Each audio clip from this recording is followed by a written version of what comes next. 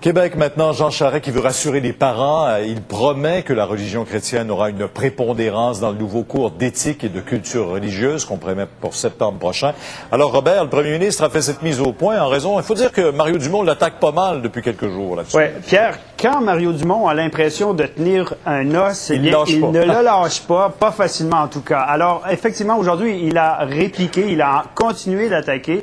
Lui, il pense que justement ce fameux programme d'éthique et de culture religieuse au niveau primaire là, qui va entrer en vigueur en septembre prochain, ça va mettre sur un pied d'égalité les religions catholiques, chrétiennes et toutes les autres religions. Il donne comme exemple la fête de Noël et il appelle ça le récit de Gluskap. Gluskap, c'est issu d'une spiritualité autochtone et écoutez ce que ça a donné ce matin à la période de questions. Qui encore?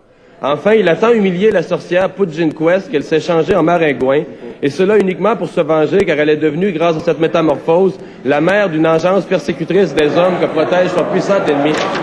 Je veux juste être sûr que c'est le bon récit. Ma fille va m'arriver avec ça l'automne prochain.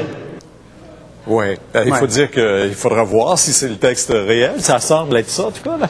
Ben oui, effectivement, mais voyez-vous, justement, Pierre, Jean Charest l'accuse de faire de la démagogie. C'est trop facile, faire de la démagogie sur le dos des enfants. Mais Pauline Marois, la chef de l'autre opposition, elle aussi, elle s'est levée en chambre ce matin pour dire, écoutez, moi, là, j'ai des doutes aussi. Est-ce que nos valeurs culturelles seront mises de côté ou enfin, est-ce qu'il y aura prépondérance? Donnez-moi une garantie. La garantie, c'est le premier ministre qui l'a donnée. Écoutez, Jean Charest.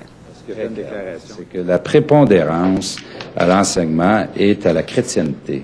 Ça, c'est le reflet de notre culture, de ce que nous sommes, et le matériel didactique va refléter cela.